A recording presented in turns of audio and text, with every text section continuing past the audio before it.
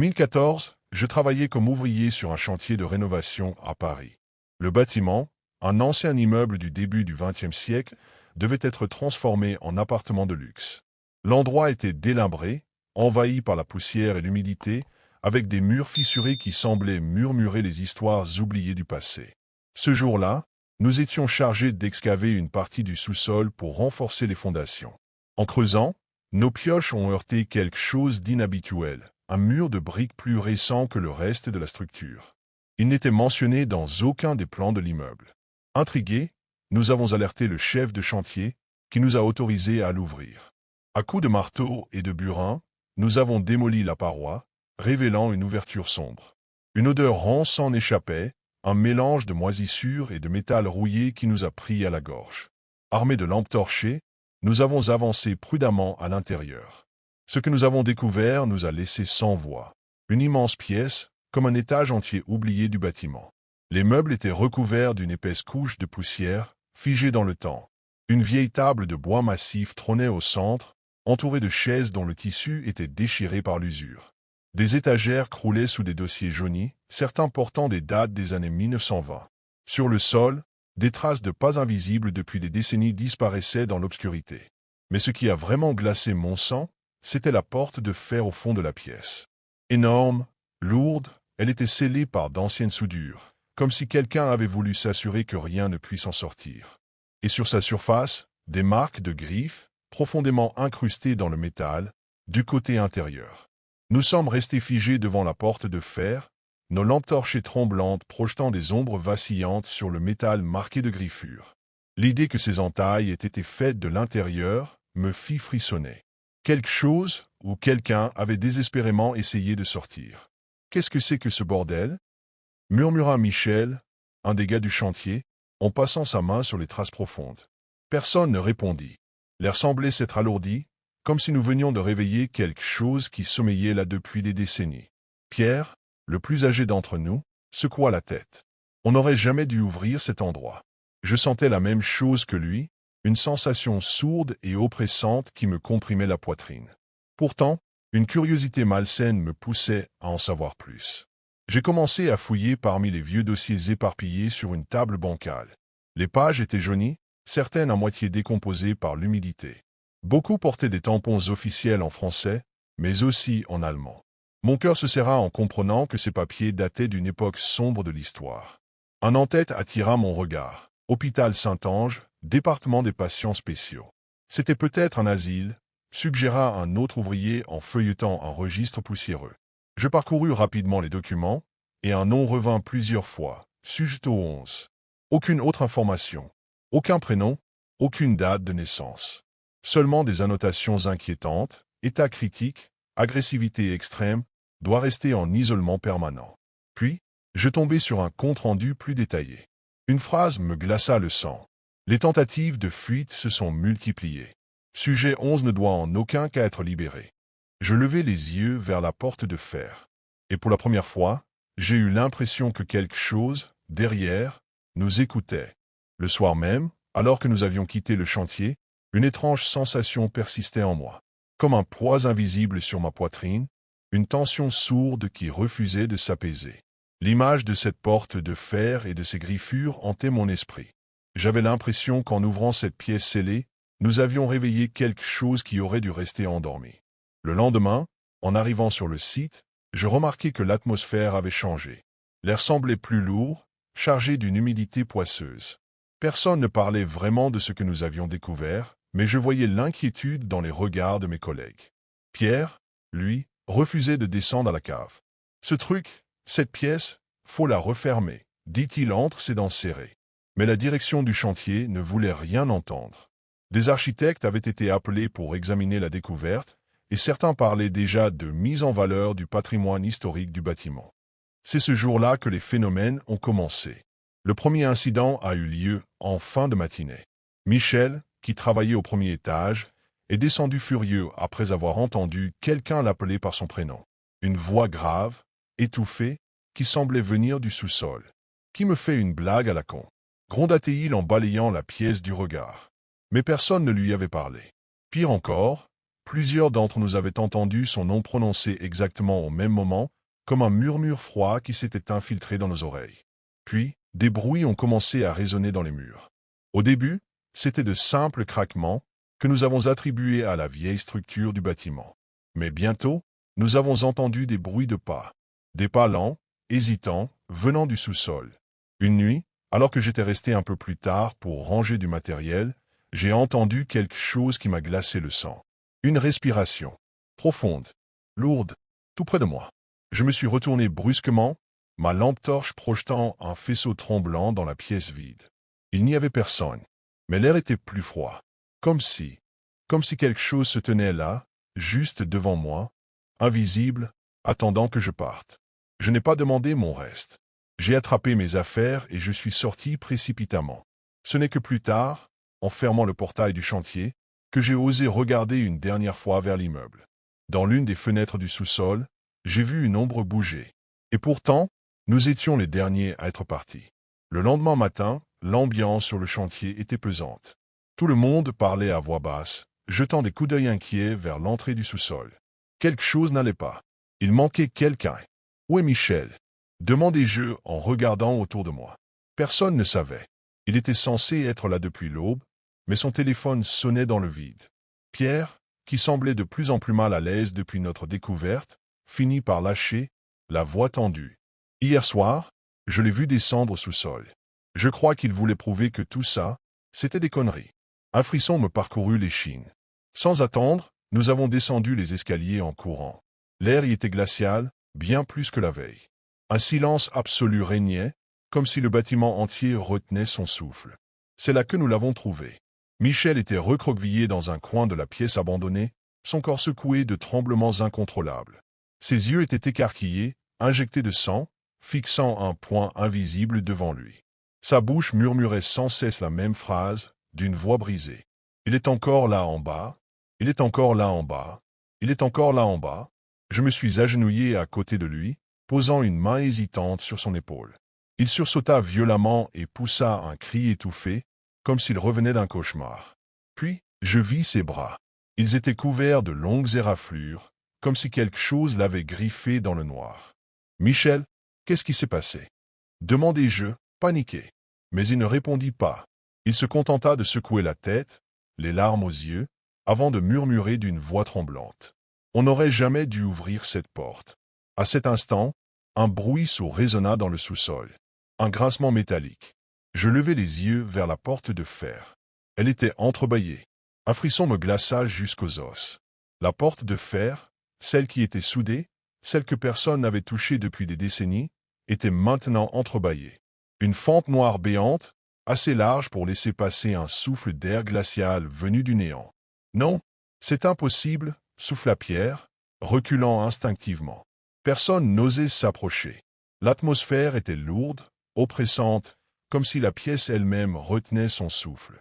Puis, un bruit s'éleva de l'autre côté de la porte. Un bruit indescriptible. Un raclement, comme des ongles glissant lentement sur du métal. Michel, toujours recroquevillé, recommença à murmurer, les yeux pleins de terreur. Il est encore là en bas. Il est encore là en bas. Puis, nous avons entendu un pas, puis un autre. Lent, traînant, venant des profondeurs noires derrière la porte entr'ouverte. Quelque chose bougeait. Quelque chose qui n'aurait jamais dû être là. « Sortez de là !» hurla Pierre, brisant enfin la paralysie générale. Nous avons détalé comme des fous, remontant les escaliers 4 à 4, Michel soutenu par 2 ouvriers. Derrière nous, le bruit de pas s'accélérait, comme si ça essayait de nous suivre. Une fois dehors, nous avons claqué la porte d'accès au sous-sol et bloqué l'entrée avec tout ce que nous avons pu trouver. Personne n'a osé parler. Nous étions en état de choc. Le chantier fut interrompu le lendemain. Officiellement, pour des raisons de sécurité. Officieusement, nous savions. Nous savions que nous avions réveillé quelque chose qui n'aurait jamais dû être dérangé. Michel ne revint jamais travailler. Il fut interné quelques jours plus tard, incapable de prononcer autre chose que ces mêmes mots, encore et encore. Quant à moi, j'ai quitté le métier peu après. Mais il y a une chose que je n'ai jamais osé dire aux autres ce jour-là. Quand nous avons fui, quand nous avons remonté ces escaliers en panique, j'ai jeté un dernier regard en arrière. Et dans l'ombre de la porte entr'ouverte, j'ai vu des doigts. De longs doigts osseux, griffus, qui s'accrochaient lentement au rebord. Je travaille sur la restauration d'une ancienne cathédrale médiévale en Normandie. Cela fait exactement 3 semaines que notre équipe a commencé les travaux, et chaque jour, nous grimpons sur les échafaudages pour réparer la pierre usée par le temps. L'endroit est magnifique, chargé d'histoire, mais il y règne une atmosphère lourde, comme si les murs eux-mêmes murmuraient les souvenirs du passé. C'est au début de la 4e semaine que j'ai remarqué quelque chose d'étrange. Alors que je terminais de fixer une nouvelle section de la structure en bois, mon regard s'est arrêté sur une silhouette immobile, perchée sur les échafaudages les plus hauts. Un homme se tenait là, de dos, vêtu d'une tenue sombre, la tête légèrement baissée. Il était figé, ne bougeant pas d'un pouce, comme s'il observait quelque chose dans le vide. Au début, j'ai pensé que c'était un des ouvriers. Mais il y avait quelque chose d'étrange dans sa posture, une rigidité qui me mettait mal à l'aise. J'ai crié pour attirer son attention. « Hé, fais attention là-haut. C'est dangereux. » Aucune réaction. Le vent soufflait fort à cette hauteur, faisant claquer les bâches de protection autour de la cathédrale. Pourtant, lui, il ne bougeait pas. Je l'ai observé encore quelques secondes, puis un de mes collègues m'a interpellé pour me demander de l'aide. Quand je me suis retourné une seconde plus tard, l'homme était toujours là, dans la même position. Ce n'était que le début. Les jours suivants, l'étrange présence sur les échafaudages ne quittait pas mon esprit. Chaque matin, en arrivant sur le chantier, mon regard se portait automatiquement vers les hauteurs de la cathédrale, là où j'avais vu cet homme immobile. Parfois, je croyais l'apercevoir, juste une silhouette sombre figée entre les poutres et les planches, mais à chaque fois que je détournais le regard ne serait-ce qu'un instant. Il disparaissait. Je n'étais pas le seul à ressentir un malaise. Plusieurs ouvriers avaient commencé à parler à voix basse de choses étranges qui se produisaient sur le chantier. Des outils disparaissaient inexplicablement, pour être retrouvés plus tard à des endroits improbables. Un matin, nous avons retrouvé une truelle plantée dans une poutre en bois, comme si quelqu'un l'avait enfoncée de toutes ses forces. Certains disaient entendre des chuchotements, à peine audibles sous le vent qui sifflait entre les vieilles pierres. Un après-midi, alors que nous faisions une pause, l'un des ouvriers, un homme d'une 50aine d'années nommé Bernard, a partagé une histoire troublante. Je sais que ça va vous paraître faux, mais l'autre jour, j'ai cru voir une ombre bouger là-haut, du coin de l'œil. Quand j'ai levé la tête, il n'y avait rien. Mais je vous jure que j'ai entendu un bruit, comme des pas sur le bois juste au-dessus de moi. Un silence pesant s'est installé entre nous. Personne ne voulait vraiment admettre qu'il se passait quelque chose d'étrange ici, mais nous le sentions tous. L'air était plus froid à l'intérieur de la cathédrale, comme si les vieilles pierres retenaient un souffle glacial du passé. Et chaque jour, à la même heure, je levais les yeux et voyais cet homme. Toujours de dos, toujours immobile. Un matin, après plusieurs jours à observer cette silhouette silencieuse, j'ai décidé d'aller jusqu'au bout de cette histoire. J'étais fatigué de voir cet homme figé là-haut, jour après jour, sans comprendre pourquoi il ne bougeait jamais. Si c'était un autre ouvrier, il devait savoir que c'était dangereux de rester aussi longtemps à une telle hauteur sans bouger. Si ce n'était pas un ouvrier, alors qui était-il? Et pourquoi ne répondait-il jamais à mes appels? Je n'étais pas du genre à me laisser dominer par des histoires de fantômes, mais cette fois, il fallait que je sache. Je montais les échafaudages, chaque échelon me menant plus haut, au sommet de la cathédrale, où l'air devenait de plus en plus frais. Les bruits habituels du chantier s'éloignaient à mesure que je m'élevais. La seule chose que j'entendais était le cri du vent, mais il y avait aussi quelque chose d'autre, un silence lourd, presque oppressant. Quand j'arrivais au sommet, mon cœur battait un peu plus vite. Là, devant moi, il était toujours là, toujours de dos, comme si le temps s'était arrêté pour lui. Je m'approchais lentement, mon regard fixé sur lui, chaque pas me rapprochant un peu plus de la vérité. Quand je fus enfin assez proche pour voir son visage, je pris une grande inspiration et m'arrêtai net. Le visage du homme n'était pas comme celui d'un être humain. Il était pâle, d'un blanc cadavérique, comme si la vie l'avait abandonné depuis longtemps. Ses yeux, il n'y avait rien dans ses yeux. Des orbites vides, profondes, sombres, comme des puits sans fond.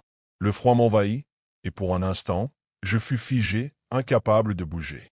Je clignai des yeux, un simple mouvement, mais lorsqu'ils se rouvrirent, la silhouette avait disparu. Il n'y avait plus rien, juste le vent qui soufflait entre les poutres.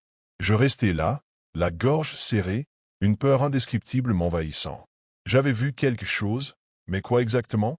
Pourquoi avais-je eu l'impression de croiser le regard d'un être qui n'était pas censé exister?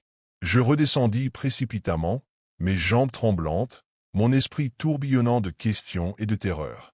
Chaque échelon semblait m'éloigner de l'horreur que je venais de vivre, mais la peur restait accrochée à moi comme une ombre. Une fois au sol, j'allai directement vers mon superviseur, un homme pragmatique nommé Thierry, en espérant qu'il puisse m'éclairer.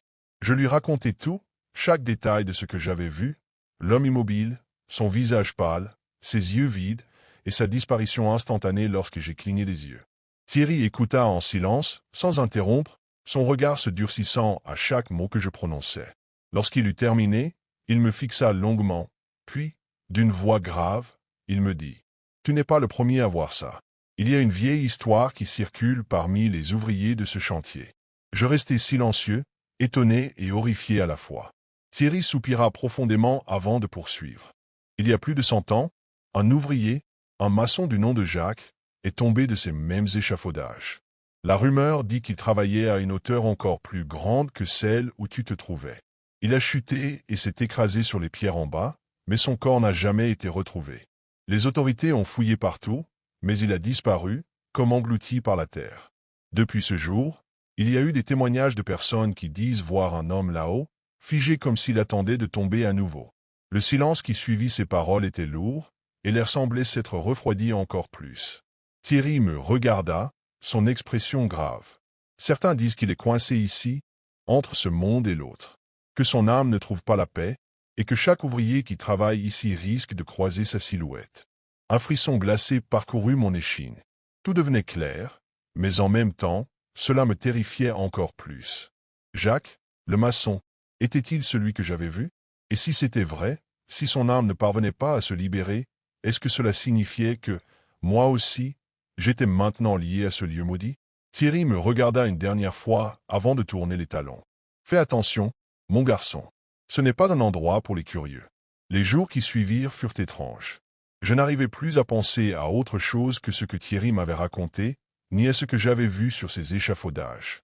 Chaque fois que je montais, mon cœur battait plus fort, mes yeux scrutant les hauteurs, cherchant la silhouette de l'homme que j'avais vu. Mais rien. Il n'apparaissait plus, comme s'il avait disparu aussi soudainement qu'il était venu. Cependant, ce n'était pas la fin.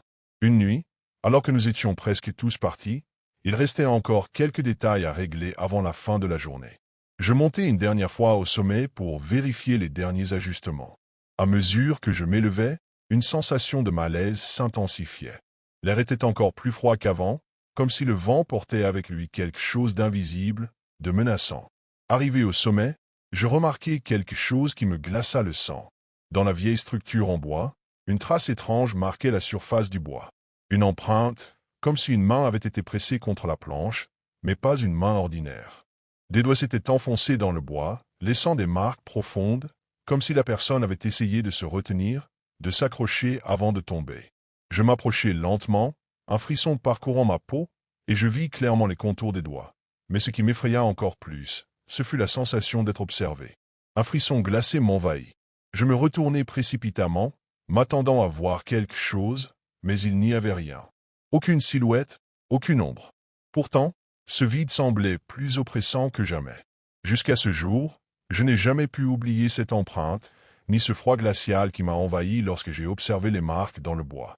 Les ouvriers qui restaient sur le chantier avaient tous ressenti la même chose, comme si une présence les suivait, les épiait. Et chaque nuit, lorsque la lumière disparaissait, il nous semblait que le vent portait un souffle ancien, celui d'un homme qui n'avait pas trouvé son repos. Aujourd'hui encore, je me demande si ce que j'ai vu était réel ou une hallucination.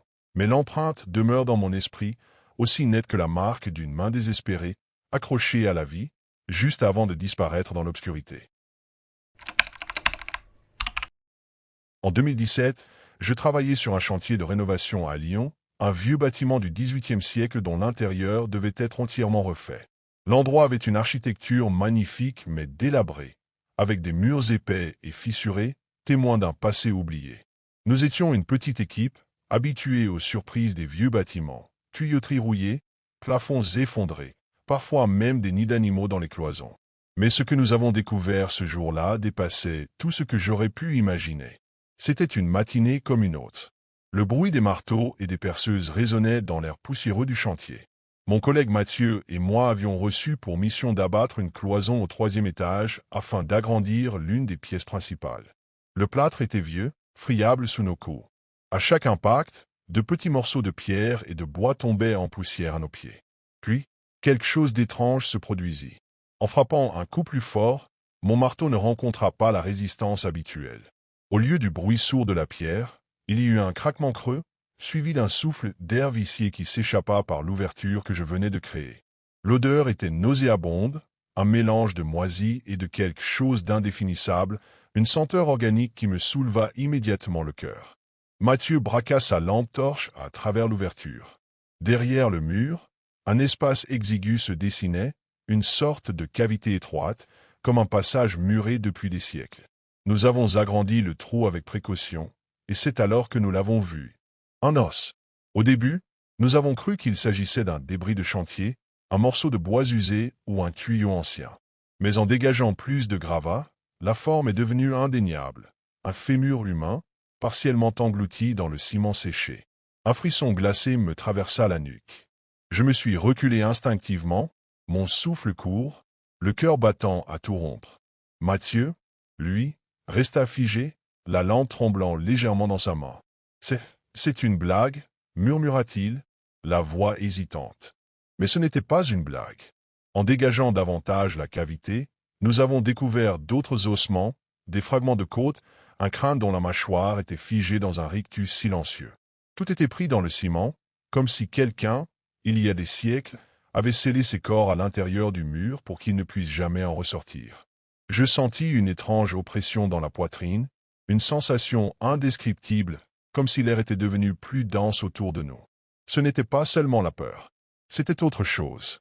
Une présence, silencieuse, invisible, tapie dans l'ombre de ces murs qui venaient de révéler leurs secrets. La découverte des ossements marqua un tournant dans l'atmosphère du chantier. Jusque-là, c'était un travail comme un autre, mais à partir de cet instant, quelque chose changea. Une tension sourde s'installa parmi nous, une impression diffuse que nous n'étions plus seuls. Les jours suivants, le mur que nous avions éventré commença à suinter, un étrange liquide rougeâtre. Au début, nous pensions qu'il s'agissait d'humidité mélangée à la poussière du chantier. Mais en y regardant de plus près, la substance semblait plus épaisse, presque visqueuse. Un matin, en arrivant sur le site, nous avons découvert une large traînée de cette matière qui s'étendait sur le sol, comme si elle avait coulé lentement durant la nuit. Puis, il y eut les disparitions. D'abord de simples outils, un marteau laissé sur un établi qui se retrouvait de l'autre côté de la pièce, des tournevis qui semblaient se volatiliser pour réapparaître dans des endroits improbables. Ce genre de choses arrive sur un chantier, bien sûr, mais là, c'était différent. Tout semblait orchestré, comme si une main invisible déplaçait nos affaires intentionnellement. Les nuits devinrent les plus inquiétantes. L'un des gardiens de nuit, un homme robuste et pragmatique, nous confia, les traits tirés, qu'il n'avait pas fermé l'œil depuis plusieurs jours. Il disait entendre des voix, des chuchotements indistincts qui résonnaient dans l'obscurité du bâtiment vide. Un soir, alors qu'il faisait sa ronde, il jura avoir aperçu une silhouette entre les échafaudages, une ombre immobile qui le regardait fixement. Lorsqu'il braqua sa lampe torche, il n'y avait plus rien. L'ambiance sur le chantier se détériora rapidement. Certains ouvriers refusèrent de travailler près du mur où les ossements avaient été trouvés. Un sentiment d'oppression grandissait, un malaise inexplicable qui nous faisait jeter des regards nerveux par-dessus notre épaule. Ce bâtiment, que nous pensions inanimé, semblait observer, respirer, réagir à notre présence. Et moi, chaque fois que je posais la main sur ces murs anciens, j'avais l'impression qu'ils étaient tièdes, comme s'ils gardaient encore la chaleur de ceux qui y avaient été scellés vivants. Les phénomènes étranges se multiplièrent, gagnant en intensité, et avec eux, une angoisse sourde s'installait en moi. Il ne s'agissait plus seulement d'outils déplacés ou de murmures dans la nuit. Quelque chose, dans ce bâtiment, cherchait à se manifester d'une manière de plus en plus explicite. Un après-midi, alors que je travaillais seul dans une pièce du 3e étage, un bruit sec résonna derrière moi. Un choc sourd, comme si quelque chose de lourd venait de tomber. Je me retournai brusquement et mon sang se glaça. Une truelle que j'avais laissée sur un échafaudage gisait maintenant à mes pieds, comme si elle avait été projetée. Pourtant, il n'y avait personne. Cette nuit-là, en quittant le chantier, un de mes collègues, Antoine, courut vers moi, le visage blême. Il venait de voir quelque chose. Il jurait qu'en longeant le couloir principal, il avait aperçu une silhouette debout dans l'ombre, juste devant l'entrée du mur éventré. Il pensait que c'était moi, mais en s'approchant, il s'était rendu compte que la silhouette ne bougeait pas et qu'elle était bien trop grande, comme étirée, déformée par l'obscurité. Il n'avait pas attendu d'en voir plus. Mais le pire restait à venir. Quelques jours plus tard, alors que nous nous apprêtions à couler une nouvelle dalle de béton dans l'une des salles, un ouvrier poussa un cri d'effroi. Il venait d'arracher un panneau de bois fixé sur un mur adjacent, et derrière, il y avait autre chose. Une seconde cavité, plus petite, dont l'intérieur portait des traces de griffures profondes, comme si quelqu'un, enfermé là, avait tenté désespérément de s'en échapper. Le silence qui suivit cette découverte fut écrasant. Personne n'osa parler. Tous, nous contemplions ces marques qui, malgré les siècles, semblaient encore chargées de terreur. Cette nuit-là, presque tous les ouvriers rêvèrent de la même chose, un visage figé dans le ciment, une bouche tordue par un cri muet, des mains ensanglantées cherchant à s'extraire d'une prison de pierre. À mon réveil, je sentis quelque chose sous mes ongles. Une matière fine, granuleuse. Du ciment. Le chantier sombra dans une atmosphère irrespirable après cette dernière découverte. Plus personne ne plaisantait, plus personne ne restait seul trop longtemps. Certains ouvriers refusaient carrément de revenir, préférant perdre leur emploi plutôt que de passer une nuit de plus dans cet endroit maudit. Mais c'est l'ingénieur en chef, Marc Delacroix, qui changea le plus brutalement. Lui qui était d'ordinaire méthodique, rationnel, commença à adopter un comportement étrange. Il errait dans le bâtiment même après la fin des travaux, fixant les murs avec une intensité dérangeante, murmurant parfois des choses que personne ne comprenait. Nous le surprenions souvent en train de toucher le ciment, caressant sa surface comme s'il essayait d'en percer un secret invisible. Un soir, en quittant le chantier, je le trouvai immobile au milieu de la grande salle principale, son regard perdu dans le vide. « Marc, ça va ?» Il mit plusieurs secondes avant de réagir. Puis il tourna lentement la tête vers moi et murmura d'une voix rauque. « Ils ne sont pas partis. Ils sont toujours là. Ils veulent qu'on les écoute. » Ses yeux étaient cernés, injectés de sang, et sous ses ongles, il y avait des traces de ciment séché. Le lendemain matin, il ne se présenta pas au travail. Nous pensions qu'il avait enfin décidé de se reposer, mais vers midi, un cri retentit dans tout le bâtiment. Un ouvrier venait de découvrir son corps. Marc était là, recroquevillé dans un coin sombre du sous-sol, ses mains couvertes de sang, ses ongles brisés, incrustés de poussière grise. Mais ce qui nous glaça d'effroi, c'était son visage. Son expression figée dans une horreur indicible, sa bouche entr'ouverte, et cette position étrange, comme s'il s'était lui-même forcé à ramper dans un espace trop étroit pour lui. Ses doigts étaient crispés contre le béton, et tout autour de lui, dans la poussière fine qui recouvrait le sol, il y avait des traces, des traînées profondes, irrégulières, comme si quelque chose l'avait tiré vers l'intérieur du mur. Après la mort de Marc, le chantier fut suspendu. Officiellement, on parlait d'un accident tragique, d'un effondrement partiel qui l'aurait piégé, mais nous savions que c'était faux. Son corps n'avait pas été retrouvé sous des gravats. Il était simplement, là, recroquevillé contre le mur, comme s'il s'y était volontairement enfoui. Les enquêteurs examinèrent les lieux et firent analyser les ossements découverts. Les résultats confirmèrent ce que nous redoutions. Ils appartenaient à plusieurs personnes, des hommes et des femmes, enterrés là depuis le XVIIIe siècle.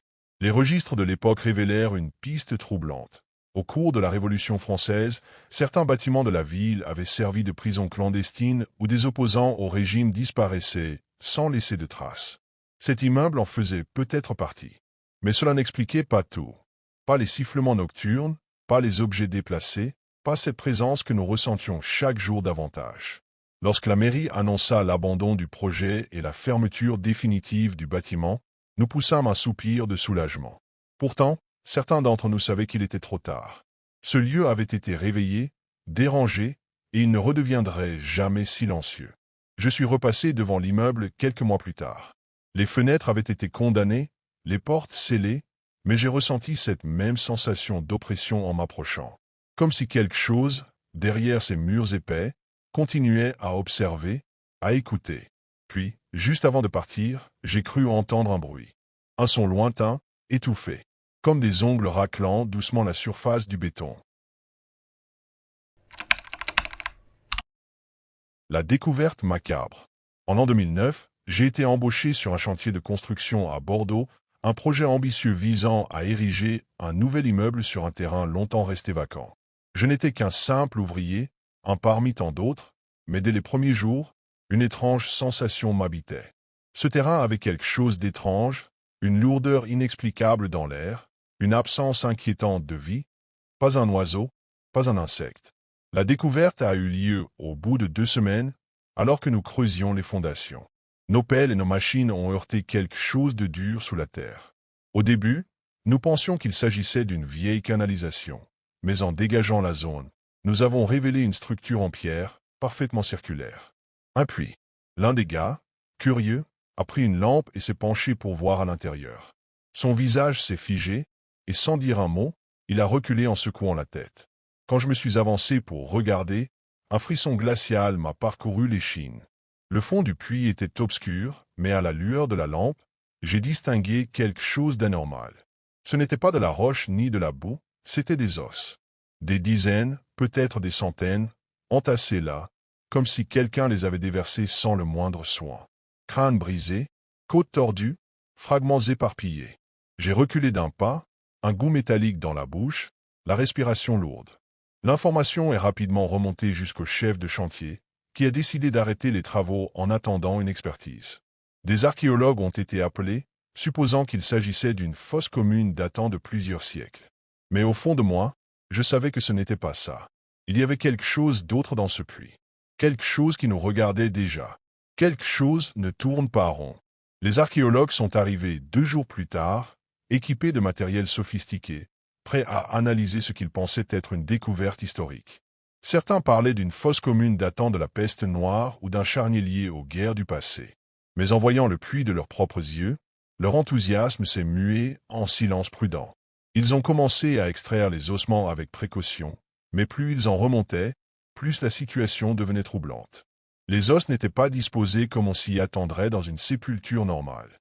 Certains portaient des marques étranges, des entailles nettes, comme si on les avait sciés ou gravés. D'autres semblaient brisés avec une force inhumaine.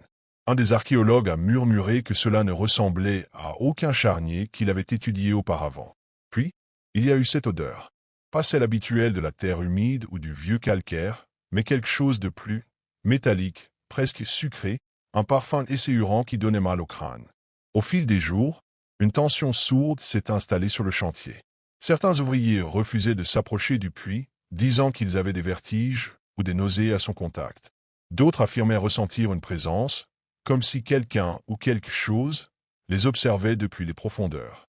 Moi-même, je n'arrivais plus à m'approcher sans avoir l'impression qu'un courant glacial rampait sur ma peau. Puis, les nuits ont commencé à devenir étranges.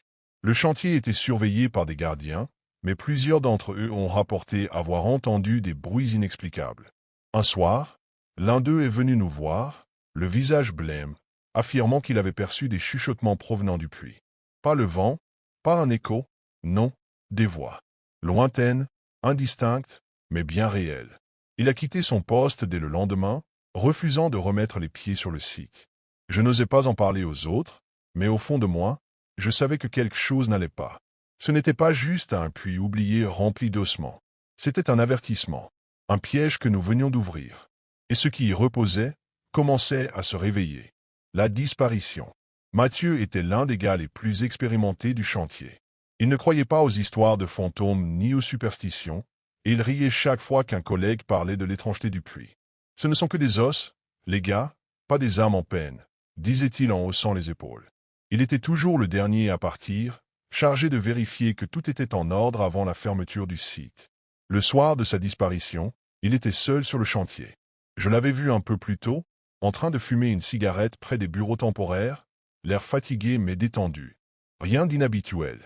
Le lendemain matin, pourtant, il n'était pas là. Son absence a d'abord été prise à la légère. Peut-être avait-il trop bu la veille, peut-être avait-il oublié de mettre son réveil. Mais quand l'un de nos supérieurs a vérifié les enregistrements des caméras de surveillance, l'atmosphère a changé. Nous nous sommes tous rassemblés autour de l'écran, retenant notre souffle. L'image était granuleuse, mais on voyait clairement Mathieu. Il se dirigeait lentement vers le puits, une lampe torche à la main. Il s'est arrêté juste au bord, immobile. Pendant plusieurs minutes, il n'a pas bougé, fixant quelque chose dans l'obscurité. Puis, sans raison apparente, il a commencé à pencher la tête, comme s'il écoutait ou répondait à quelqu'un. Et ensuite, il a disparu. Pas de chute visible, pas de mouvement brusque. Il était là un instant, et l'instant d'après, il n'y était plus. Comme s'il avait été effacé de l'image. Nous avons fouillé le chantier de fond en comble. Pas une trace de lui. Aucune empreinte menant au puits, aucun signe qu'il ait escaladé quoi que ce soit. Juste son casque, retrouvé posé soigneusement sur une caisse, comme s'il avait su qu'il n'en aurait plus besoin. À partir de ce moment-là, personne n'a voulu rester après la tombée de la nuit. Même ceux qui, comme Mathieu, se moquaient des rumeurs ont commencé à éviter le puits, s'éloignant comme s'il dégageait une chaleur insoutenable. Moi, je n'arrivais pas à m'ôter de la tête l'image de Mathieu, debout au bord du vide, penché comme s'il écoutait une voix que nous ne pouvions pas entendre. Et le pire, c'est que je commençais à craindre qu'il ait répondu. La peur se propague. Le chantier a rapidement perdu sa tranquillité après la disparition de Mathieu. Les jours suivants furent marqués par une peur palpable. Ceux qui étaient là avant lui, et qui avaient continué à travailler sans trop se poser de questions, se sont maintenant mis à éviter le site après le coucher du soleil. Les travailleurs qui restaient se jetaient des regards furtifs, et les archéologues, d'ordinaire imperturbables, semblaient agités. Même les plus sceptiques commençaient à murmurer sur ce qu'ils avaient ressenti en approchant du puits. Il y avait cette atmosphère, comme une pression invisible, une sorte de chaleur oppressante qui entourait la zone. C'était comme si le puits aspirait l'air autour de lui, enlevait la lumière. Les discussions sont devenues plus rares, et lorsque nous en parlions, c'était toujours à voix basse, comme si chaque mot prononcé à propos de l'endroit pouvait en quelque sorte réveiller ceux qui y dormaient. Certains ouvriers ont prétendu voir des ombres se déplacer près du puits, même pendant les heures de la journée. D'autres disaient entendre des bruits de pas derrière eux, mais quand ils se retournaient, personne. Il n'y avait aucune explication logique, bien sûr, mais la peur était si forte que plus personne n'osait s'aventurer près du puits après la tombée de la nuit. Les archéologues ont finalement demandé à ce que les fouilles soient suspendues. Ils n'étaient plus sûrs de ce qu'ils avaient trouvé. Ils ne savaient plus s'il s'agissait d'une simple fosse commune ou d'un lieu sacré, un site où des rites impies avaient été pratiqués. L'un d'eux, un homme au visage pâle, m'a murmuré qu'il ressentait une présence dans l'air, comme une force qui les observait. Et ce n'était pas la première fois que des archéologues faisaient face à ce genre de phénomène. Il a insisté pour qu'ils arrêtent les fouilles immédiatement. Le chantier a donc été officiellement suspendu.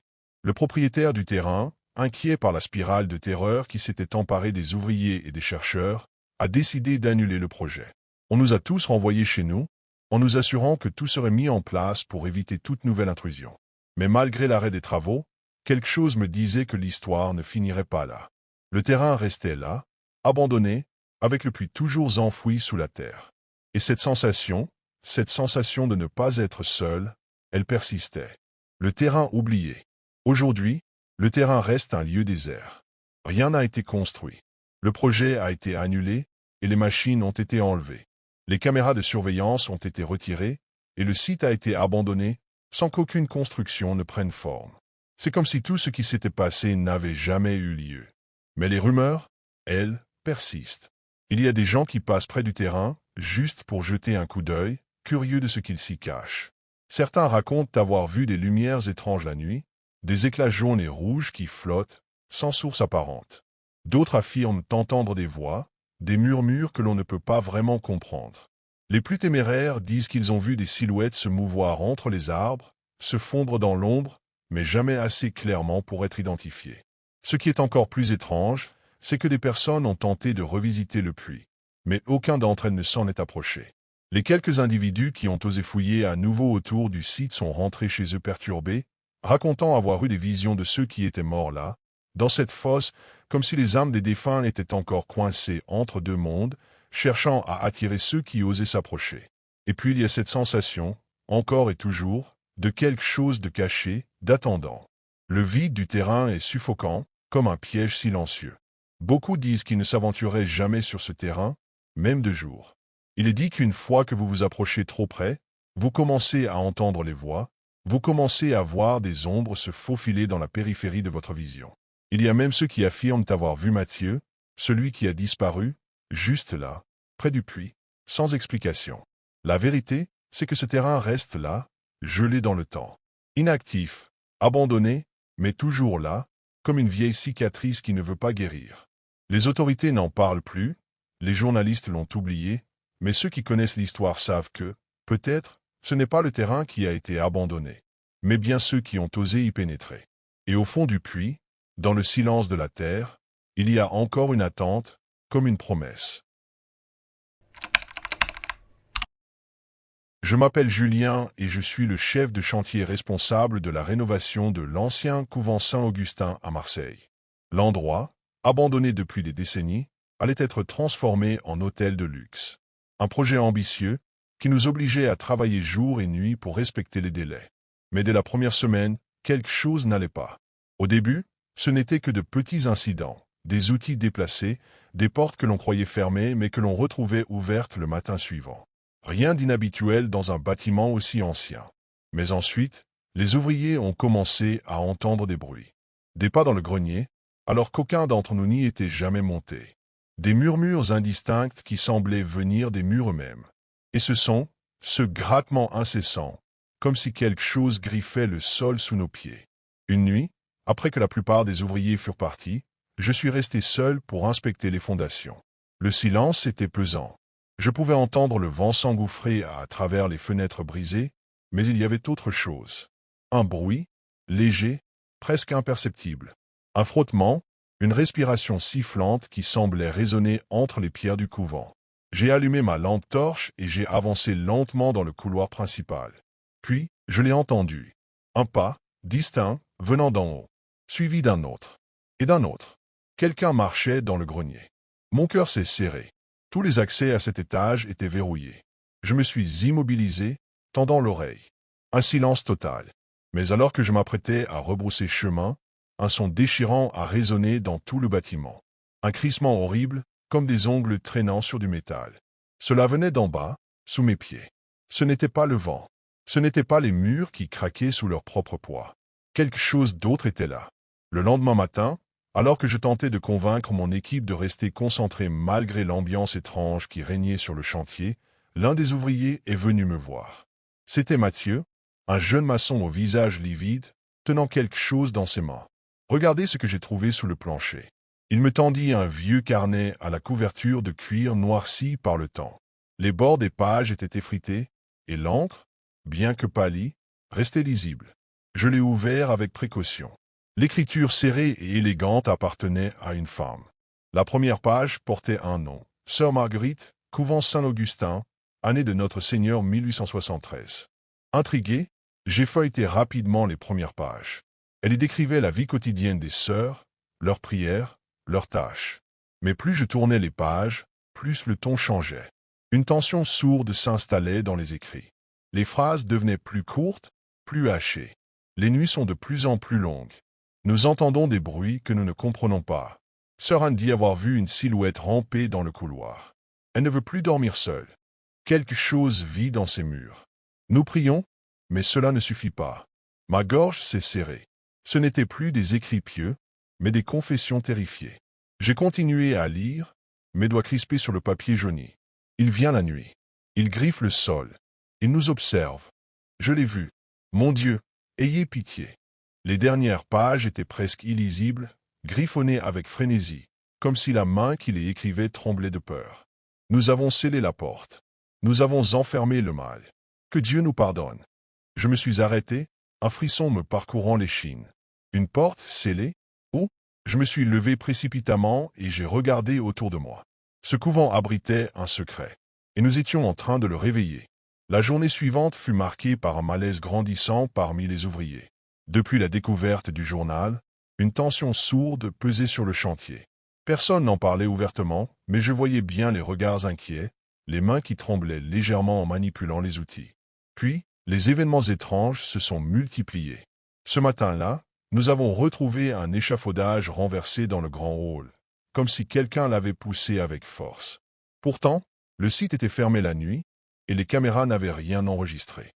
Un peu plus tard, Mathieu, celui qui avait découvert le journal, a refusé de remonter au deuxième étage.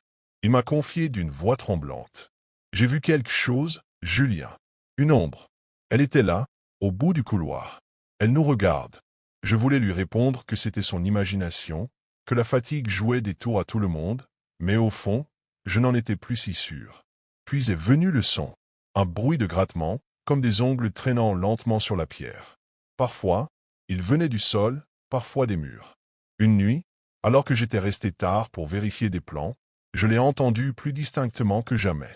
Un crissement long, profond, qui semblait vibrer dans toute la structure. Je me suis levé brusquement, mon cœur battant à tout rompre. La salle était vide, mais j'avais la désagréable impression que quelque chose se cachait juste hors de mon champ de vision. Et puis il y a eu ce murmure. Faible, presque imperceptible, mais bien réel. Un souffle froid a effleuré ma nuque, et j'ai compris que je n'étais pas seul. Lorsque je me suis retourné, l'ombre a disparu.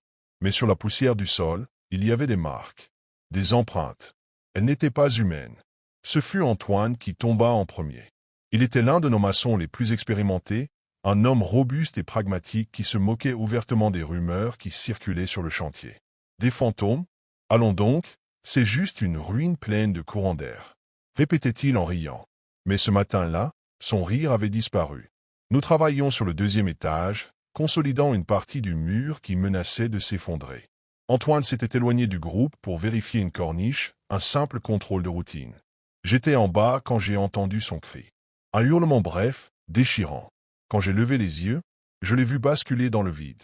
Son corps a percuté le sol avec un bruit sourd et esséurant. Tout le monde s'est précipité vers lui. Son visage était tordu par la douleur, mais il respirait encore. Son regard terrifié s'est planté dans le mien, et dans un souffle, il a murmuré. Quelqu'un m'a poussé. Un frisson m'a glacé le sang. Je me suis tourné vers l'échafaudage. Il n'y avait personne. Antoine était seul là-haut. Il a essayé de parler encore, mais un filet de sang a coulé de sa bouche. Quelques minutes plus tard, il était mort. Nous avons vérifié les caméras de surveillance, espérant y voir une explication rationnelle. Mais la vidéo montrait clairement qu'Antoine était seul. Il avait marché jusqu'au bord, s'était arrêté un instant, puis il était tombé en avant, comme si une force invisible l'avait poussé. Ce fut la goutte de trop. Certains ouvriers ont refusé de continuer le chantier. Ils parlaient d'une malédiction, de forces obscures. Mathieu, lui, a juré qu'il avait vu une silhouette juste derrière Antoine un instant avant qu'il tombe. Moi, je restais silencieux, parce que je savais qu'il disait la vérité. Je l'avais vu aussi. J'avais passé la nuit à relire les dernières pages du journal de Sœur Marguerite, une boule d'angoisse coincée dans la gorge. Nous avons scellé la porte. Nous avons enfermé le mal. Que Dieu nous pardonne. Une porte scellée. Oh, je devais savoir. Le lendemain, malgré la panique qui s'était emparée des ouvriers après la mort d'Antoine, le chantier continuait. Certains avaient quitté les lieux, mais une poignée d'hommes étaient restés, bien qu'ils évitaient de parler de ce qui s'était passé. Nous devions démolir une partie du mur nord du couvent pour créer l'entrée principale du futur hôtel. Et c'est là que je l'ai vu. Une fissure anormalement droite courait le long des pierres, comme une cicatrice ancienne. Je me suis approché et j'ai passé ma main sur la surface. Sous la couche de plâtre, je sentais quelque chose de dur, de froid. Comme du métal. Le cœur battant, j'ai pris un pied de biche et j'ai commencé à gratter. Très vite, la pierre a cédé, révélant une plaque de fer rouillé, couverte de gravures. Des symboles religieux, des prières en latin, des inscriptions que je ne comprenais pas. Cette porte, c'était elle, celle que les sœurs avaient scellée. Qu'est-ce que c'est que ça? A demandé Mathieu derrière moi, sa voix tremblante. Je n'ai pas eu le temps de répondre. Un bruit a résonné derrière la porte. Un bruit que je connaissais déjà. Un grattement. Lent, profond. Puis un choc, sourd et puissant, comme si quelque chose de massif venait de se jeter contre la paroi de métal. Les inscriptions gravées sur la porte semblaient vibrer sous l'impact. Nous avons reculé d'un bond. Et c'est alors que nous avons entendu la voix. Faible d'abord. Un murmure grinçant, indistinct. Puis plus fort. Un rire. Un rire qui ne ressemblait à rien d'humain. La porte a tremblé une dernière fois. Puis le silence est tombé. Un silence encore plus terrifiant que tout le reste. Et c'est à ce moment-là que j'ai compris. Nous n'aurions jamais dû ouvrir ce mur. Je m'appelle Antoine, ouvrier dans le bâtiment depuis plus de 20 ans. J'ai vu des choses étranges sur des chantiers abandonnés, mais rien ne m'avait préparé à ce que nous avons découvert ce jour-là, en plein cœur de Toulouse. Nous étions en train de démolir un ancien immeuble, un bâtiment délabré que la ville voulait remplacer par des bureaux modernes. Tout se passait comme prévu, jusqu'à ce qu'un de mes collègues, Julien, tombe sur une porte étrange au fond d'un couloir poussiéreux du 3e étage. Contrairement aux autres pièces, déjà vidées et partiellement démolies, celle-ci semblait intacte. La porte était massive, en bois sombre, avec une poignée en laiton ternie par le temps. Pas de cadenas, mais elle était verrouillée de l'intérieur. Après plusieurs coups d'épaule, nous avons réussi à la forcer, et ce que nous avons vu nous a figés sur place. L'appartement était figé dans le temps. Une épaisse couche de poussière recouvrait chaque meuble, chaque objet, comme un linceul de silence et d'abandon. Une odeur rance flottait dans l'air, un mélange de moisis et de papier jauni. Les rideaux, lourds et défraîchis, étaient à moitié tirés, laissant filtrer une lumière blafarde à travers les vitres sales. Sur la table du salon, un journal était posé, comme si quelqu'un l'avait laissé là quelques instants plus tôt.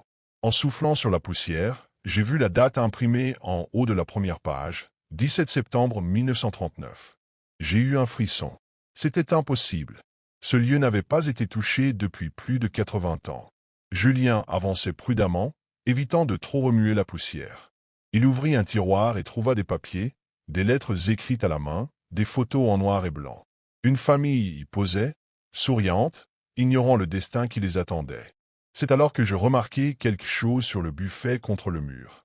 Un petit carnet en cuir noir, posé bien en évidence, comme si son propriétaire voulait qu'on le trouve.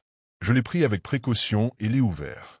Les premières pages étaient couvertes d'une écriture élégante, presque soignée, relatant le quotidien d'un homme dont le nom était inscrit sur la couverture. Henri Delacroix. Mais à mesure que je tournais les pages, l'écriture devenait plus nerveuse, plus hachée, jusqu'à se transformer en griffonnage désordonné. Sur la dernière page, une seule phrase, tracée d'une main tremblante. « Il est derrière la porte. Ne l'ouvre pas. » J'ai levé les yeux vers Julien. Son visage était livide. Et derrière nous, dans le silence pesant de l'appartement oublié, un léger grincement résonna. Julien et moi avons échangé un regard.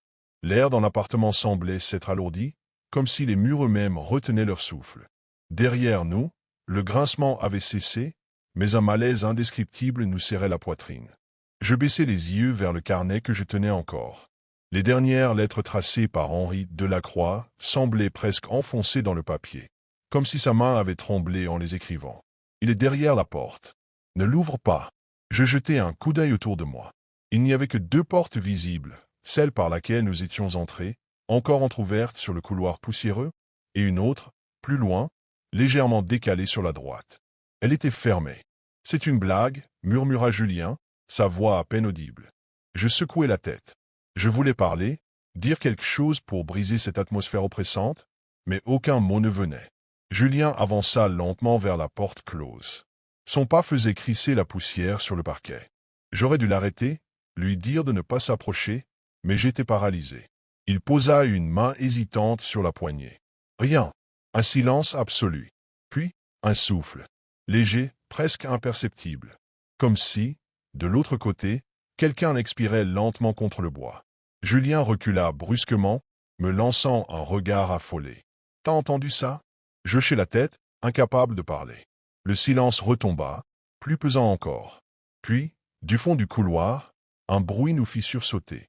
Un martèlement précipité, des pas qui couraient dans notre direction. Instinctivement, nous nous retournâmes vers la porte d'entrée de l'appartement. Mais le couloir était vide. Et pourtant, les pas résonnaient, s'approchant toujours plus. Les pas s'arrêtèrent net, juste devant la porte de l'appartement. Julien et moi étions figés, le souffle coupé. Il n'y avait personne. Rien d'autre que le couloir obscur, les murs lépreux et le silence qui s'étirait, oppressant. « C'est pas possible » murmura Julien. J'étais incapable de répondre. Un froid étrange s'insinuait dans la pièce, un froid qui n'avait rien de naturel. Mon regard glissa de nouveau vers la porte intérieure, celle que Julien avait touchée quelques instants plus tôt. Elle semblait différente. L'ombre autour du cadre paraissait plus dense, comme si l'espace autour d'elle se tordait légèrement, déformé par quelque chose d'invisible. C'est à ce moment-là qu'un craquement sec résonna derrière nous. Nous nous retournâmes en sursaut. L'armoire en bois massif, posée contre le mur du fond, venait de bouger, très légèrement, juste assez pour que nous le remarquions. Julien se précipita vers la sortie. On se barre. Maintenant. Il n'attendit pas ma réponse. D'un geste nerveux, il attrapa la poignée de la porte d'entrée et tira dessus. Elle ne bougea pas. Putain, non, non, non, non. Il secoua la poignée, tenta de forcer la serrure. Rien. J'allais l'aider quand un bruit nous figea à nouveau. Un léger raclement, comme si quelque chose glissait sur le sol. Venait-il de derrière la porte intérieure? Julien et moi nous regardâmes. La peur dans ses yeux était un reflet parfait de la mienne. Puis, lentement, du fond de l'appartement, une respiration résonna. Lourde, lente, tout près, et la poignée de la porte intérieure commença à tourner. Julien poussa un cri et recula précipitamment, manquant de trébucher sur un vieux tapis poussiéreux. Mon cœur battait si fort que j'avais l'impression qu'il allait exploser dans ma poitrine. La poignée de la porte intérieure tournait lentement, par à-coups, comme si quelqu'un de l'autre côté hésitait à entrer ou savourait notre terreur. « Antoine, fais quelque chose !» souffla Julien, sa voix tremblante. Mais quoi? J'étais cloué sur place, hypnotisé par cette poignée qui continuait de bouger. Puis, brusquement, elle s'arrêta. Un silence de plomb s'abattit sur l'appartement. Seul le son de notre respiration paniquée remplissait l'air glacé. Julien jeta un regard paniqué autour de lui et attrapa une vieille lampe en porcelaine posée sur un buffet. Il leva le bras, prêt à frapper si la porte s'ouvrait. Je fis un pas en arrière, cherchant instinctivement une sortie. C'est alors que j'entendis un autre bruit. Un léger chuchotement. Venait-il de derrière la porte? Où était-il juste? Dans ma tête? Je n'eus pas le temps de me poser la question. D'un coup sec, la porte intérieure s'ouvrit d'un centimètre, révélant une obscurité si profonde qu'elle semblait avaler la faible lumière de la pièce. Un courant d'air glacial se glissa dans l'appartement, porteur d'une odeur âcre, quelque chose de rance, de putréfié. Et puis, nous avons vu l'ombre. Une forme noire, informe, tapie juste derrière l'entrebâillement. Pas de visage, pas de corps distinct, juste une présence qui défiait toute logique. Julien hurla et lança la lampe de toutes ses forces. L'objet se brisa contre la porte avec un fracas assourdissant. Dans la seconde qui suivit, tout bascula. Les lumières du chantier, visibles depuis la fenêtre, s'éteignirent d'un coup, plongeant l'appartement dans l'obscurité totale. Et dans le noir absolu, une voix chuchota à mon oreille. « Pourquoi es-tu revenu ?» Un hurlement m'échappa alors que je me jetai en arrière, heurtant violemment le bord de la table. Mon souffle était erratique, mon cœur battait à m'en briser les côtes. Julien, lui, ne bougeait plus. Il était figé, les yeux écarquillés, rivé sur l'obscurité béante derrière la porte intérieure. « Julien, bouge !» criai-je, mais il ne réagit pas. Puis, il fit un pas vers la sortie, pas vers moi, vers la porte ouverte. « Non, non. Julien, qu'est-ce que tu fais ?» Il avançait lentement, comme en transe. Ses lèvres remuaient, mais aucun son n'en sortait. Ses doigts tremblaient, tendus vers l'ombre mouvante qui semblait l'attendre. Désespéré, je me précipitai vers lui et l'agrippai par le bras. Un frisson d'horreur me traversa. Sa peau était glacée, comme si tout son corps avait déjà commencé à disparaître dans cette obscurité impensable. « Julien, putain, réveille-toi !» Un choc brutal. Une force invisible m'arracha violemment à lui et me projeta contre le mur. J'entendis un craquement dans mon épaule, mais la douleur ne fut rien comparée à ce que je vis ensuite. Julien disparaissait. Son corps s'effaçait, morceau par morceau, absorbé par l'ombre qui s'étendait autour de lui. Ses yeux, emplis d'un effroi absolu, me fixaient, implorant. « Antoine, aide-moi !» Sa voix n'était qu'un souffle. Un murmure perdu dans un gouffre sans fond. Puis, dans un dernier spasme, son corps s'effondra sur lui-même et s'évanouit dans le néant. Le silence tomba. J'étais seul. Le noir s'attarda un instant, comme s'il savourait sa victoire. Puis, dans un lent mouvement organique, l'ombre se rétracta et la porte intérieure se referma, d'elle-même. Les lumières du chantier revinrent, projetant à nouveau une lueur maladive sur l'appartement figé dans le temps. Il ne restait aucune trace de Julien. Rien, comme s'il n'avait jamais existé. D'un geste tremblant, j'attrapai le carnet d'Henri Delacroix, ouvert sur la table. Mon regard tomba sur la dernière phrase, griffonnée à l'encre pâlie. « Il est derrière la porte. » Ne l'ouvre pas. Je lâchai le carnet et fus sans me retourner. Le lendemain, le chantier fut abandonné. On ordonna de sceller l'appartement, d'enfermer à jamais ce qui s'y cachait. Mais certaines nuits, quand je ferme les yeux, j'entends encore un murmure à mon oreille. Un murmure qui chuchote mon nom.